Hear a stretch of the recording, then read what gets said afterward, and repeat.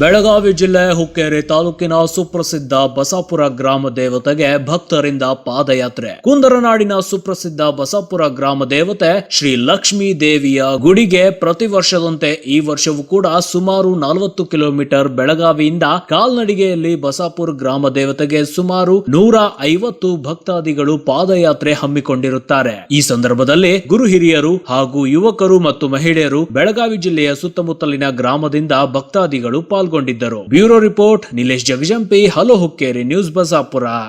Hello Hukkeri ನ್ಯೂಸ್ಗೆ ಸ್ವಾಗತ. ನಾನು ನಿಲೇಶ್ ಜಗಜಂಪಿ. ಕುಂದರನಾಡಿನ ಸುಪ್ರಸಿದ್ಧ ಮಹಾಲಕ್ಷ್ಮೀ ದೇವಿಯಾದ ಬಸಾಪುರ ಗ್ರಾಮ ದೇವತೆಗೆ ಬೆಳಗಾವಿಯಿಂದ ಹಲವಾರು ಭಕ್ತಾದಿಗಳು ಪಾದಯಾತ್ರೆಯನ್ನು ಹಮ್ಮಿಕೊಂಡಿದ್ದಾರೆ.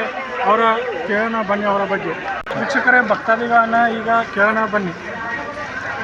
ಸುರೇಖಾ ಜಗಜಂಪಿ, ಇವತ್ತಿನ ದಿವಸ 8ನೇ ತಾರೀಕಿನ ದಿನ ನಾವು ಎಲ್ಲ ಪ್ರಾಪರಾಗಿ ಅಲ್ಲಿ ಗ್ರಾಮದಲ್ಲಿ ವಾಸಿಸುವ ಜನರು, ಬಸಾಪುರ ಗ್ರಾಮಸ್ಥರಾಗಿರುವಂಥರು ಎಲ್ಲರೂ ಭಕ್ತಾದಿಗಳು ಈ ಶ್ರಾವಣ ಮಾಸದಲ್ಲಿ ಹೋಸತನೂ ಇದೇ ರೀತಿ ಎಲ್ಲರೂ ಬಂದಿದ್ದೀವಿ. ಇದೇ ರೀತಿ ಈ ಸಲನೂ ಎಲ್ಲರೂ ಬಂದಿದ್ದೀವಿ. ಹೋಸತಕ್ಕಿಂತಲೂ ಈ ಸಲ ಒಂದು ಸ್ವಲ್ಪ ಹೆಚ್ಚಿಗೆ ಆಗಿದೆ.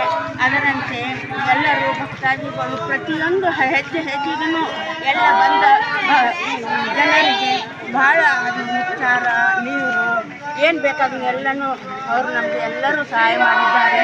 ಅದೇ ರೀತಿ ಮಹಾಲಕ್ಷ್ಮಿಯ ಮಹಿಮೆ ಎಷ್ಟೊಂದು ತ್ರಾಸಿನಲ್ಲಿ ನಾವು ಬಂದಿದ್ದೀವಿ. ಮುಂಜಾನೆಯಿಂದ ಬೆಳತನ ಎಲ್ಲನೂ ಮಳೆಯನ್ನೇ ಆದರೂ ಸಹ ಬೆಳಿಗ್ಗೆ 6 ಗಂಟೆಯಿಂದ ಮಳೆಯನ್ನು ಚಾಲು ಇದ್ದೇನೆ. ಯಾರೂ ನಿಂತಿಲ್ಲ, ಯಾರು